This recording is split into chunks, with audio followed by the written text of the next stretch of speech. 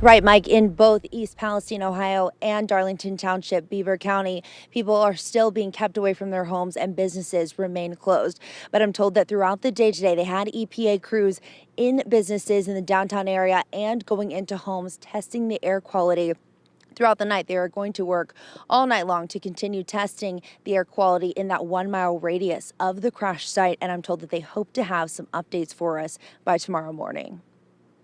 The fiery derailment scene now down to just one rail car left as crews begin repairing the tracks. It was an accident.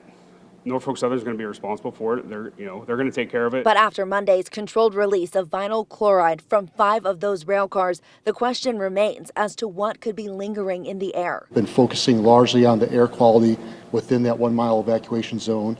We've been doing that throughout the day and throughout the night, and we're going to process that data and give our recommendation to the incident commander in the morning. Pitt Professor of Environmental Health Dr. Jim Fabisiak telling Pittsburgh's Action News 4 vinyl chloride can produce other dangerous substances when it catches fire. You would run the risk that there is a concentration of phosgene. Phosgene was originally developed as a nerve gas, a nerve agent in World War I. So it was developed for the purpose of hurting people. That's Randy Sargent of the CREATE Lab at Carnegie Mellon University. He says the cloud of smoke from the controlled release has reached air quality monitors in Beaver. That's 16 miles away. We're shocked how far the plume got. So it's clearly a big release of pollution. Fabisiak says phosgene can cause a range of symptoms, but breathing it isn't safe.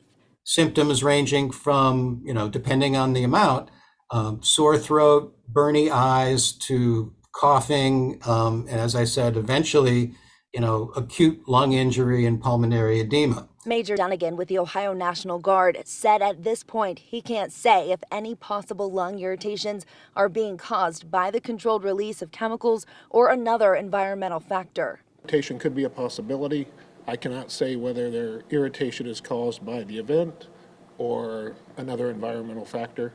But I would say if anyone is having any type of symptoms they're concerned about, that they should speak with their primary care provider or seek treatment at a local hospital. And officials in charge of that air quality monitoring process have not yet said what, if any, chemicals have been detected in the air. Of course, we'll keep you updated as we learn new information, which they say could come as soon as tomorrow morning. Reporting live tonight in East Palestine, Kaylee Gunderson, Pittsburgh's Action News 4.